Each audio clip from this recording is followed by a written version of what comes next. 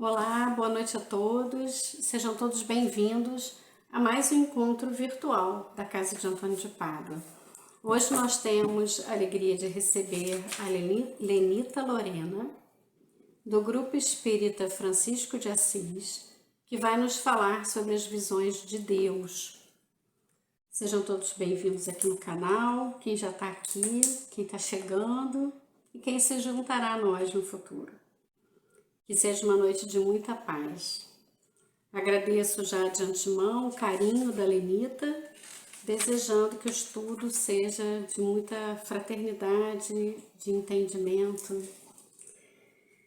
Vamos começar fazendo a leitura do livro Caminho, Verdade e Vida, página 106, psicografia de Francisco Cândido Xavier por Emmanuel. Título: Dar. E dá a qualquer que te pedir, e ao que tomar o que é teu, não lo tornes a pedir. Lucas 6,30. O ato de dar é dos mais sublimes nas operações da vida. Entretanto, muitos homens são displicentes e incompreensíveis na execução dele. Alguns distribuem esmolas levianamente, outros se esquecem da vigilância, entregando seu trabalho a malfeitores. Jesus é nosso mestre nas ocorrências mínimas. E se ouvimos-lo recomendando estejamos prontos a dar a qualquer que pedir, vemo-lo atendendo a todas as criaturas do seu caminho, não de acordo com os caprichos, mas segundo as necessidades. Concedeu bem-aventuranças aos aflitos e advertências aos vendilhões. Certo, os mercadores de má-fé no íntimo rogavam-lhe a manutenção do status quo, mas sua resposta foi eloquente. Deu alegrias nas bodas de Caná e repreensões em assembleias dos discípulos. Proporcionou a cada situação e a cada personalidade o que necessitavam, e quando os ingratos lhe tomaram o direito da própria vida, aos olhos da humanidade, não voltou o Cristo a pedir-lhes que o deixassem na obra começada. De tudo o que se coadunava com o bem. Deu tudo o que se coadunava com o bem, e deu com abundância, salientando-se que, sob o peso da cruz, conferiu sublime compreensão à ignorância geral, sem reclamação de qualquer natureza, porque sabia que o ato de dar vem de Deus, e nada mais sagrado que colaborar com o Pai que está nos céus. Deus Pai, Jesus, Mestre querido, Antônio de Pádua, mentor que nomeia nossa casa, mentor espiritual da nossa palestrante, e todos os mentores que se juntam neste momento, rogamos bênção e proteção nesta noite. Pedimos que nos envolvam em ondas de paz, de amor, de serenidade. Que os estudos dessa noite possam abrir o nosso pensamento, sentimento, melhorando o entendimento do Evangelho. E que assim possamos nos transformar em pessoas melhores, transformando todos que caminham conosco, contribuindo para a paz do nosso país e da humanidade. Que as luzes de paz e bem invadam os lares dos que estão conosco nesta noite, renovando as esperanças, fortalecendo na caminhada, e que seja uma noite de paz. Que assim seja. Lenita, muito obrigada por seu carinho, pelo seu estudo, e eu já me despeço de todos aqui, deixando um forte abraço. Meus irmãos, é com muita alegria que estamos aqui novamente reunidos nesse formato virtual para refletirmos sobre esse tema tão importante em nossas vidas, que é Deus. O que seria de nós sem a crença em Deus? O que seria de nós se acreditarmos que o universo, que o mundo em que vivemos, que nossas vidas estão ao sabor do acaso, da sorte, do azar, como se diz popularmente, que tudo que nos acontece não podemos prever, não podemos evitar e não tem uma razão lógica. Então, a crença em Deus, e mais do que a crença, a fé, que nós vamos conversar mais adiante, é algo tão importante, talvez o mais importante que existe em nossas vidas. Mas quando vamos falar sobre Deus, tentar conceituar Deus, essa tarefa envolve um desafio muito grande, porque Deus aparentemente se apresenta tão distante de nós, porque não o vemos, porque não podemos percebê-lo com os nossos sentidos. Kardec, na Gênese, no capítulo 2, que ele trata de Deus, indaga: se Deus está em toda parte, por que não o vemos? Vê-lo-emos quando deixarmos a terra? Então, essa indagação tantas vezes passeia em nossas mentes. Quem é Deus? O que é Deus? Onde está? Que forma tem? Será que tem alguma forma? Algum dia poderemos vê-lo, ou sentirmos, ou compreendê-lo melhor?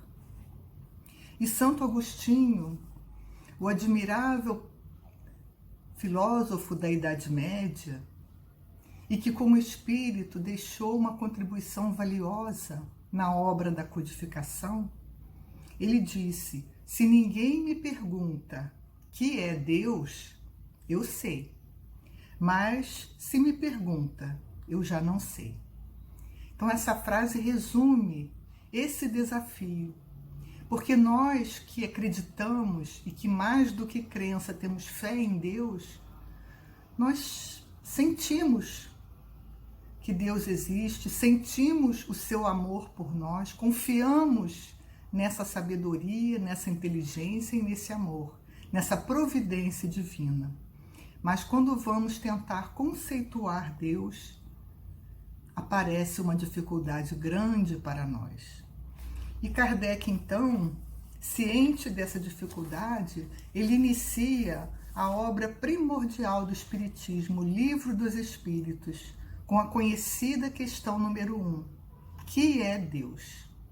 Evitando personalizar Deus, Kardec coloca a pergunta com o pronome que em vez de quem. E os espíritos lhe respondem que Deus é a inteligência suprema, causa primária de todas as coisas. Então, como de costume, os espíritos, através de uma resposta simples, concisa, objetiva, resumem os aspectos principais da divindade para nós. A inteligência suprema, superior a todas as inteligências, e a causa primária, a causa que deu origem a tudo, a causa primeira de todas as coisas. Então, quando nós refletirmos sobre o que são todas as coisas do universo, nós vemos que no universo existem 3 elementos: Deus, o Criador, a matéria, da qual são formados todos os planetas, estrelas e demais orbes do espaço, e a matéria também quintessenciada, que forma o mundo espiritual, que compõe o corpo dos espíritos, que nós também trazemos ao encarnar, o nosso perispírito, Matéria essa que nós não vemos com os olhos materiais e que os cientistas também até hoje não conseguiram identificar com os instrumentos de que dispõe a ciência. Mas não deixa de ser matéria. É uma matéria mais sutil para nós, mas que para os espíritos é tão material quanto o nosso mundo que nos rodeia. E além de Deus e da matéria, o terceiro elemento são os espíritos, o princípio espiritual, criado por Deus, dotado também de inteligência e que vai progredindo, assim como a matéria também progride, o princípio espiritual evolui, progride, e quando chega ao ponto de adquirir razão, discernimento, independência, autonomia, ele passa a ser dotado de livre arbítrio e então atinge a condição de espírito individualizado, que são os espíritos que ora estão encarnados, ora desencarnados e que compõem o terceiro elemento do universo. Os espíritos também perguntam, ou seja, Kardec também indaga no Livro dos Espíritos, onde se pode encontrar a prova da existência de Deus. E eles respondem num axioma que aplicais às vossas ciências: não há efeito sem causa. Procurai a causa de tudo que não é obra do homem e vossa razão responderá. Então, olhando ao nosso redor, nós vislumbramos tudo que é construído pelo homem, as cidades, as invenções, tudo que a inteligência do homem pôde construir, mas a natureza, os nossos próprios corpos, os seres vivos, os elementos que compõem a matéria, não foram criados pelo homem. Ele não tem essa capacidade. Então, teremos que atribuir essa criação a uma inteligência muito superior, pois se trata de uma criação de uma perfeição admirável. E Kardec indaga também: que dedução se pode tirar do sentimento instintivo que todos os homens trazem em si da existência de Deus? E os espíritos respondem que é mais uma dedução de que Deus existe. Já que não há efeito sem causa, de onde viria esse sentimento? E até os seres mais primitivos, mais rústicos, mais simples, têm essa noção da divindade, adoram algo superior a eles, temem essa força superior. E esse sentimento íntimo, que para esses seres não é fruto da educação, mas sim é instintivo, é intuitivo, também nos remete a mais uma comprovação da existência de Deus. Kardec indaga ainda se o homem pode compreender a natureza íntima de Deus. Os espíritos respondem que não, falta-lhe para isso o sentido. Então, os 5 sentidos de que nós somos dotados, a visão, a audição, o olfato, o paladar, o tato, podem nos dar a percepção de uma parte das coisas materiais, pois sabemos que grande parte da matéria também escapa aos nossos sentidos. Até a luz, nós só vemos uma gradação da luz. Há aspectos da energia luminosa que nós não podemos ver ou perceber, mas percebemos grande parte da matéria. Mas falta-nos o sentido para perceber Deus. E Kardec indaga se um dia o homem poderá compreender o mistério da divindade. Os espíritos respondem que quando ele não tiver o espírito obscurecido pela matéria, quando pela sua perfeição se houver aproximado de Deus, ele o verá e compreenderá. Então é uma questão de evolução, de progresso, para que o espírito adquira esses sentidos superiores, essas percepções superiores e sua própria inteligência, sua própria razão consiga avançar ao ponto de perceber coisas que atualmente, no nível evolutivo que temos como encarnados aqui na Terra, nós não dispomos. Mas Kardec, a seguir, ele pergunta se, embora não possamos compreender a natureza íntima de Deus, se podemos formar ideia de algumas de suas perfeições. E os espíritos dizem que de algumas sim. E à medida que se elevar acima da matéria, o homem as compreenderá melhor. Que ele pode compreender essas perfeições ou esses atributos pelo pensamento. Então, usando a razão, nós podemos ter uma ideia dos atributos, das características de Deus. É um tema que Kardec vai desenvolver melhor no livro A Gênese, no seu capítulo 2, que trata de Deus, quando ele fala da natureza divina. Então, ele diz ali, que nós podemos compreender algumas das características de Deus. Lembrando que os povos mais antigos, e mesmo alguns até hoje permanecem com essa crença, acreditavam num Deus colérico, vingativo. Então, muito diferentemente do amor a Deus, eles temiam a esse Deus, potencialmente vingador, poderoso, mas é uma ideia errônea de Deus. Porque Deus, o que nós temos como atributos que podemos deduzir? Deus é a suprema e soberana inteligência. Isso nós deduzimos não só da resposta dos Espíritos, a questão número 1 do Livro dos Espíritos, mas usando a nossa razão, concluímos que a inteligência de Deus tem que ser infinita, tem que ser soberana, suprema. Se houvesse um ser mais inteligente que Deus, esse ser seria Deus. Outro atributo é que Deus é eterno. Não teve começo nem fim. Se ele tivesse tido começo, ou ele saiu do nada, o que é difícil para nós conceber, ou ele foi criado por um ser. E esse ser criador, então, seria Deus. Outro atributo é que Deus é imutável. Se ele estivesse sujeito a mudanças, suas leis mudariam também e o universo não teria estabilidade. Deus é imaterial. Sua natureza difere de tudo que chamamos matéria, pois a matéria é mutável. A matéria tem um começo, tem um fim. E Deus carece de forma apreciável pelos nossos sentidos. Deus é onipotente, é o poder supremo. Se houvesse um ser mais poderoso que Deus, esse ser seria Deus. E Deus é soberanamente justo e bom.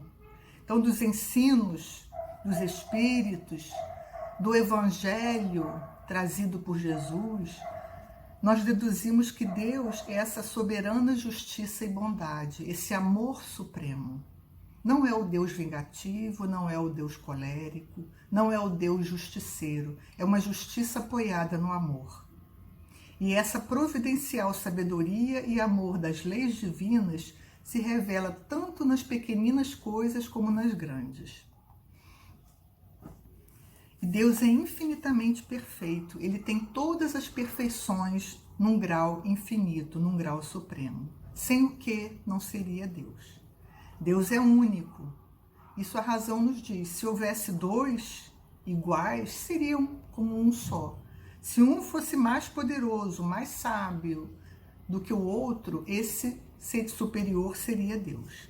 Então essas são as qualidades, os atributos que nós encarnados, no estágio evolutivo em que estamos, podemos deduzir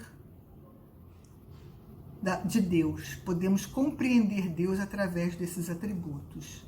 E que são lógicos, são atributos que, usando a razão, e que Kardec desenvolve na Gênese de uma forma muito didática, seguindo esse raciocínio de Kardec, nós deduzimos que Deus realmente, necessariamente, apresenta esses atributos. E nós temos também, que não podemos, né? Muitos encarnados, eles não têm, né, essa crença em Deus que nos ilumina, que dá sentido às nossas vidas. Então, os materialistas, os agnósticos, eles não têm não abrigam, não abraçam essa crença. E muitos cientistas estão nessa categoria. Mas, felizmente, nós temos ao longo da história muitos cientistas que falam, que acreditam e que defendem, através das suas pesquisas, das suas investigações acerca do universo, da matéria, defendem a existência de Deus. Após a Idade Média, no Renascimento, quando a ciência moderna nasceu, floresceu, um método científico foi proposto por vários cientistas que se tornaram famosos, como Descartes, Galileu Galilei e outros. Esses cientistas falavam de Deus, escreviam sobre Deus. Os filósofos também da época, todos incluíam Deus em seus escritos, em seus estudos, em seus pensamentos. Posteriormente, o materialismo passou a dominar a ciência, como se fosse um erro dos cientistas se referir a Deus, acreditar em Deus, já que não poderiam comprovar cientificamente, pelo método que a ciência abraça, essa existência. Mas no início do século XX, nós temos Einstein, uma inteligência privilegiada, um homem que propôs, que revolucionou as leis da física, propondo novas teorias, que junto com outros físicos da época, e um pouco posteriores a eles, trouxeram uma revolução na ciência, o nascimento da ciência pós-moderna, uma ciência muito mais avançada do que a que havia nascido no Renascimento. E essa inteligência tão acima da média de que Einstein estava dotado, ao estudar os astros do espaço, do nosso sistema solar, ao realizar medições, aferições nas distâncias, nos movimentos desses astros, ele comprovou a existência de Deus. Então Einstein disse: a harmonia das leis naturais revela uma inteligência de tal superioridade que, comparada a ela, todo o pensamento sistemático e ações dos seres humanos são uma reflexão totalmente insignificante. Então, essa afirmação, vinda de uma inteligência tão acima, né, da nossa, nos faz pensar que ele realmente se curvou diante das leis maravilhosas que ele observou regendo o universo e comprovou a existência de Deus, como outros cientistas também, posteriores a ele. E Fibonacci, que foi também um matemático, ele, estudando uma sequência numérica, que se tornou conhecida como a sequência de Fibonacci, ele comprovou que essa sequência se repete em vários fenômenos da natureza, em várias formas de seres vivos, e dá origem a ângulos e a espirais que são constantes no universo, seguindo sempre a mesma proporção, essa proporção áurea. Então, essa sequência de Fibonacci, ela é encontrada tanto em forma de espiral no casco de alguns moluscos, na formação de nuvens e de tempestades, de tufões, de furacões, na forma de várias galáxias, como também é encontrada na forma angular, nas asas dos insetos, na disposição das sementes que são contidas no miolo das flores, que são dispostas numa sequência geométrica perfeita, para que uma semente não nasça em cima da outra, mas todas numa distância totalmente simétrica. Então há um vídeo na internet, se vocês colocarem no YouTube, sequência de Fibonacci, um vídeo curtinho, de pouco mais de 3 minutos, e que é uma animação que mostra essa maravilha que é essa regularidade dessa proporção e desses números na natureza. Então é muito interessante, vale muito a pena assistir, porque é mais uma comprovação científica da existência de Deus. Não poderia ser por acaso que esses números, essas proporções, essas distâncias tão regulares se repetissem exatamente iguais em fenômenos tão diferentes como a asa de um inseto e uma galáxia. Então isso é uma maravilha da criação divina. E as leis divinas, elas nos falam dessa maravilhosa criação. Então as leis divinas que Kardec vai estudar mais aprofundadamente na terceira parte do Livro dos Espíritos se dividem na lei material, na lei que rege o mundo material, que é essa estudada pelos cientistas, que vão pouco a pouco se aproximando dessas leis, e as leis morais que regem o comportamento dos seres vivos. Então, na pergunta 614, Kardec indaga: o que se deve entender por lei natural? É a lei de Deus, é a única verdadeira para a felicidade do homem, dizem os Espíritos. Indica-lhe o que deve fazer ou deixar de fazer, e ele só é infeliz quando dela se afasta. Então, a lei de Deus é a única que poderá nos levar à felicidade, que nos conduz ao progresso. Mas onde está essa lei? Como nós podemos tomar conhecimento dela? Será que precisaremos dos profetas? Então, no livro, na pergunta 619, Kardec indaga: a todos os homens facultou Deus os meios de conhecerem sua lei? Os Espíritos respondem que todos podem conhecê-la, mas nem todos a compreendem. Os homens de bem, os que se decidem a investigá-la, são os que melhor a compreendem. Todos, entretanto, a compreenderão um dia, porque forçoso é que o progresso se efetue. E Kardec indaga onde está escrita a lei de Deus. E os Espíritos respondem: na consciência. Então não está escrita num livro, numa pedra, mas está escrita na nossa consciência. E precisamos, então, lembrar dessas leis.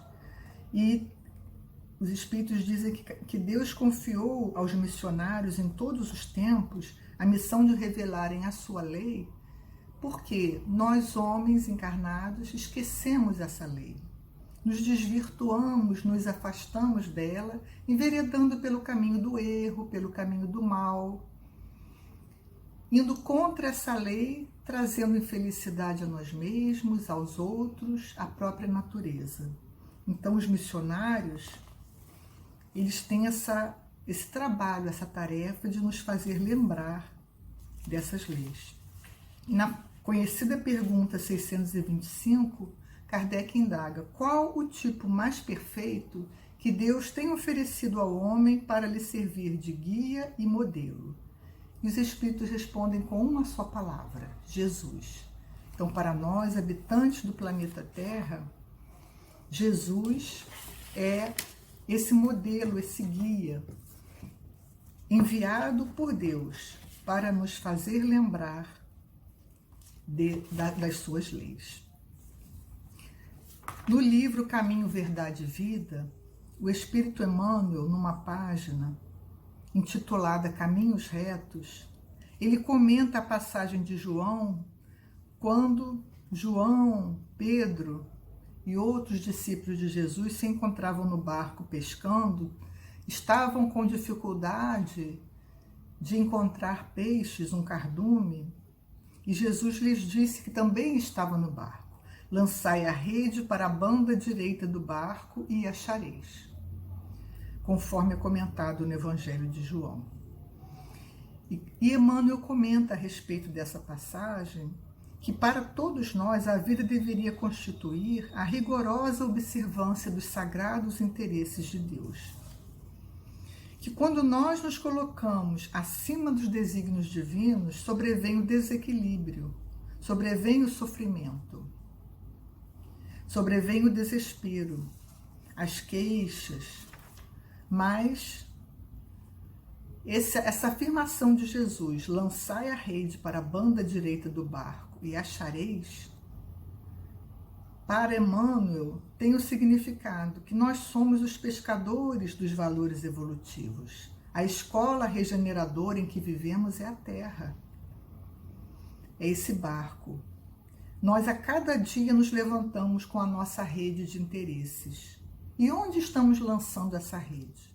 Estamos lançando para a banda direita, como Jesus nos aconselha, como nós temos indícios através da nossa intuição, da literatura que temos a nosso dispor, tudo o que temos para nos encaminhar para o bem, estamos lançando a rede para o lado certo? Ou estamos lançando para o lado que convém aos nossos interesses pessoais, contrários aos desígnios divinos? Então, Emmanuel nos sugere consultar a vida interior no esforço diário, para que possamos dedicar atenção aos caminhos retos e encontrar o necessário. No caso dessa parábola, dessa passagem de Jesus, o necessário ali para os pescadores era encontrar os peixes que eles necessitavam. Para nós, para cada um de nós, o necessário a cada dia tem um significado, mas nós encontraremos se lançarmos a nossa rede para o lado que a nossa consciência nos sugere, não os nossos interesses imediatistas. E na Gênese também, quando Kardec estuda, no capítulo 2 sobre Deus, ele dedica um item a respeito da providência divina. Então, o que é essa providência? É a solicitude de Deus para com as suas criaturas, ou seja, a boa vontade, a atenção, o interesse, o cuidado de Deus, que como um pai amoroso cuida de cada uma de suas criaturas. Então, essa providência divina, ela nos lembra que Deus não é apenas um criador inteligente, distante. Deus é Pai. Como Jesus, na prece dominical que ele ensinou a todos nós, e que inicia com o pronome Pai, com a interjeição Pai Nosso. Então, o pronome nosso nos faz lembrar que Deus é Pai, Pai de todos nós, que somos irmãos. Então, essa providência divina, ela nos lembra incessantemente de que Deus cuida de nós e que vem ao nosso socorro em cada momento que precisarmos. Então, no livro Pão Nosso, também do Espírito Emmanuel, ele nos fala, numa página intitulada Rendamos Graças, que devemos sempre agradecer, comentando a frase de Paulo: em tudo dai graças, porque esta é a vontade de Deus em Cristo Jesus para convosco. Então, que devemos dar graças, agradecer por tudo, e que devemos rogar a providência divina, suficiente luz, para que nossos olhos consigam identificar o celeiro da graça em que nos encontramos. Porque Emmanuel comenta que a nossa cegueira íntima nos faz tropeçar em obstáculos onde só existe o favor divino. Então, que antes de tudo precisamos rogar a Deus luz para que enxerguemos Deus, o favor divino, a sua providência em tudo que nos rodeia, em tudo que nos acontece. Porque nem sempre o socorro de cima, diz Emmanuel, surge em forma de manjar celeste. Muitas vezes surge em forma de um recurso menos desejável, de uma dificuldade que precisamos enfrentar para crescermos, que nós devemos então render graças por todas as experiências do caminho evolutivo, na incessante busca da vontade divina em Cristo Jesus, nosso Senhor. E também no livro Caminho, Verdade e Vida, Emmanuel também nos fala sobre esse auxílio divino. Numa página intitulada Terra Proveitosa, ele diz que a chuva recai sobre toda a terra e que nós encontraremos sempre grandes lições em contato com o livro da natureza. Mas que, transportando essa mensagem da chuva, que está numa frase de Paulo, porque a terra que embebe a chuva, que cai muitas vezes sobre ela e produz a erva proveitosa para aqueles por quem é lavrada, recebe a bênção de Deus. Que quando transportamos esse símbolo para os nossos corações, como sugere Emmanuel, essa chuva que cai do céu, nós podemos aproveitar ou não. A chuva cai sobre todos instintivamente, indistintamente, mas nem todos a recebem, nem todos nós sequer a percebem. Porque essas dádivas paternais são recebidas quando abrimos o nosso coração. E o coração humano é a terra.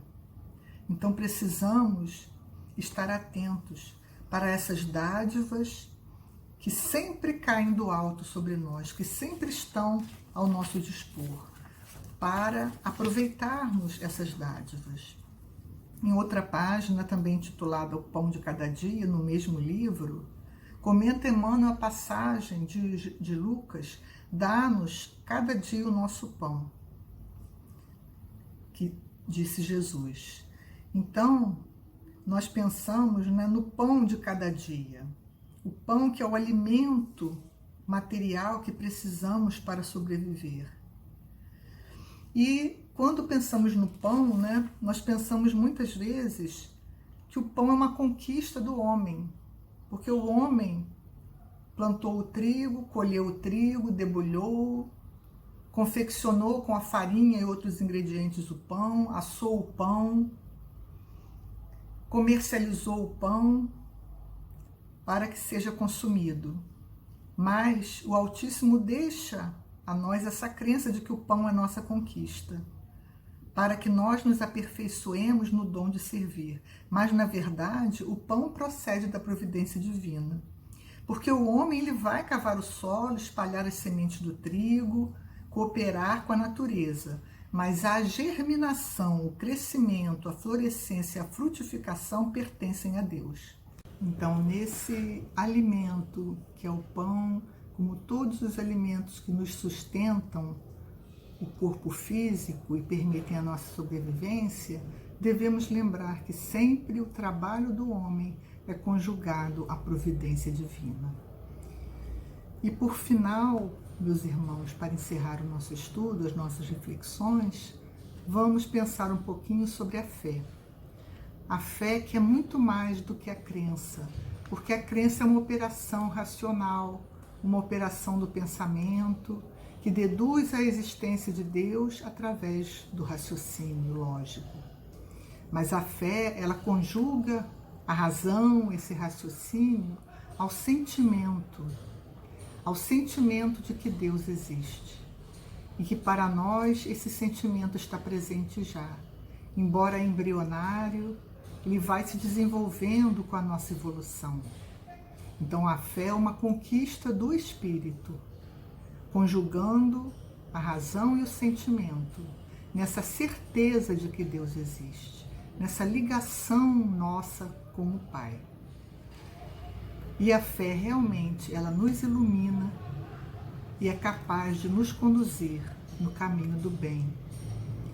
E Joana de Ângeles, encerrando um capítulo do livro Alerta, no qual ela trata de Deus, ela diz: entrega tua vida a Deus e nele confia sem reservas. Produze o melhor que te seja possível.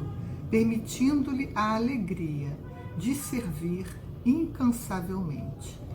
Quem se entrega a Deus conscientemente, em Deus se move e age, marchando com segurança para Ele. Então, que possamos, meus irmãos, em cada momento de nossas vidas, sejam momentos de alegria, de tranquilidade, sejam momentos de dificuldades e desafios, entregarmos nossa vida e a vida daqueles que nos rodeiam, que nos são caros, a Deus, confiando nele, mas fazendo o melhor que estiver ao nosso alcance, para podermos caminhar para frente, crescermos e pouco a pouco atingirmos essa felicidade que todos almejamos. Que Jesus nos abençoe, nos envolva hoje e sempre.